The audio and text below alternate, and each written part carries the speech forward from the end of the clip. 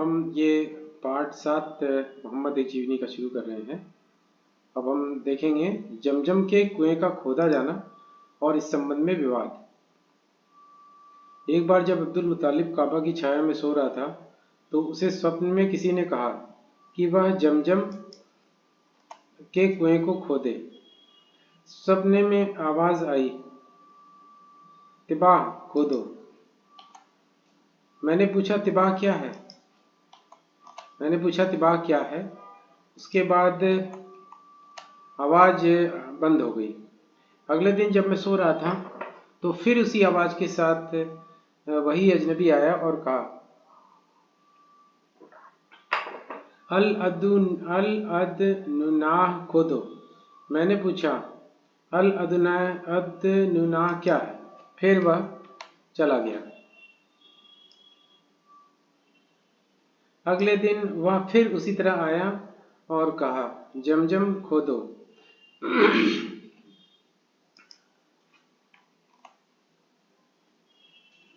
जमजम खोदो। फिर अब्दुल मुत्तालिब ने पूछा, जमजम क्या है। इस बार अजनबी ने उत्तर दिया,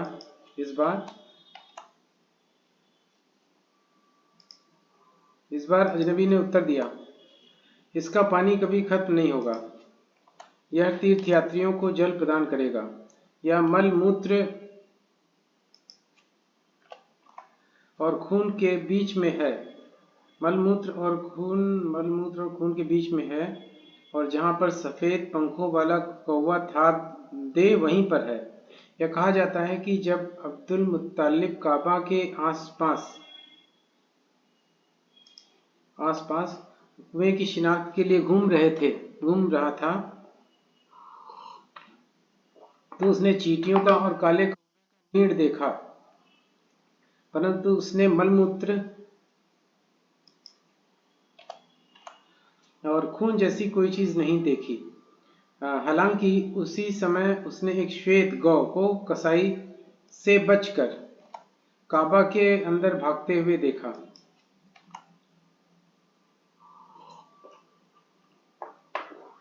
यह देखकर अब्दुल मुत्तालिब को इशारा समझ में आ गया। वह काबा के अंदर घुस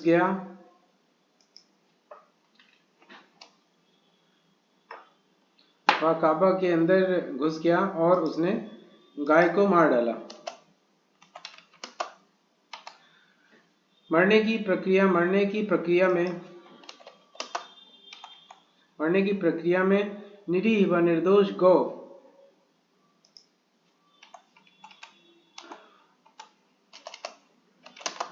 का मलमूत्र और खून निकले।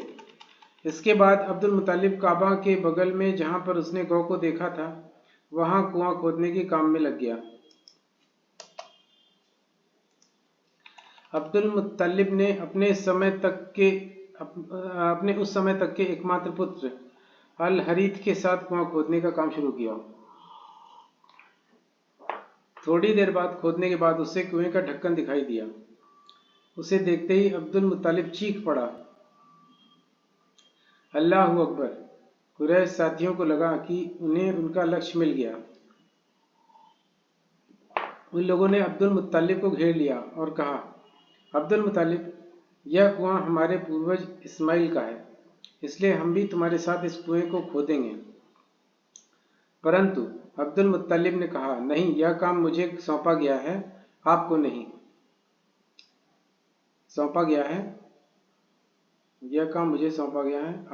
चाहिए यहाँ पे इस तरह से होगा।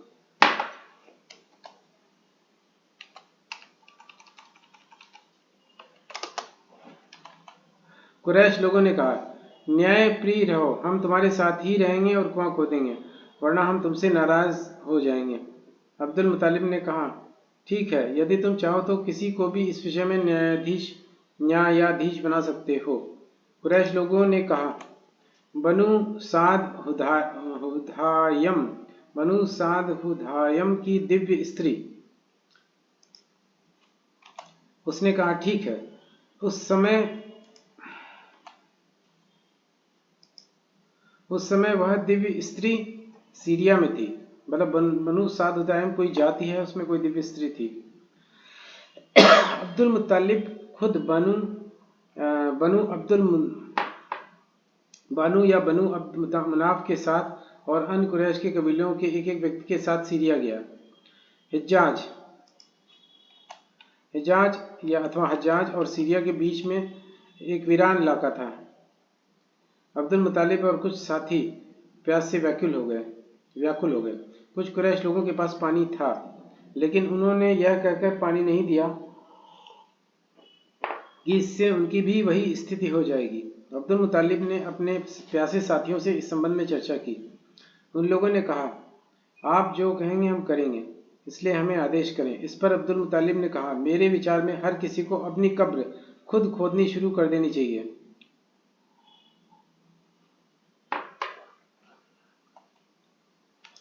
इससे आखिर में एक ही व्यक्ति बिना कब्र के बचेगा, क्योंकि बाकी लोगों को उनके साथी खुद साख्ता कब्रों में दफन करते जाएंगे।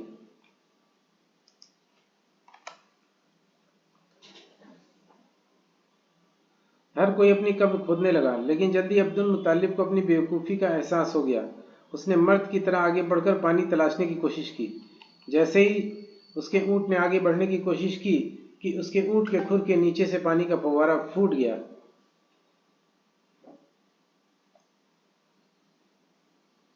अब्दुल मुत्तालिब ने कहा, अल्लाहु अकबर, और उसके साथियों ने भी वही दोहराया। उन सब ने जम के पानी पिया और अपनी मशकें भर ली। अब्दुल मुत्तालिब ने अन्य कुरैशियों को भी बुलाया और जी भर के पानी पीने को कहा।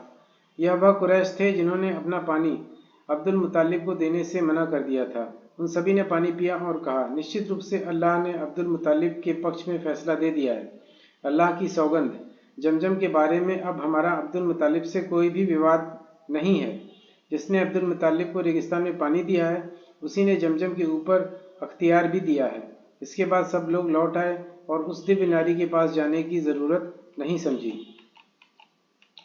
इसके बाद एक चैप्टर आता है, अब्दुल मुत्तालिब अपने एक पुत्र की कुर्बानी के लिए उद्यत होता है। ये जो चैप्टर है ये हम अगली बार करेंगे। अभी ये भाग 7 को हम यहीं पे समाप्त करते हैं, पेज नंबर 19 पे। ठीक है।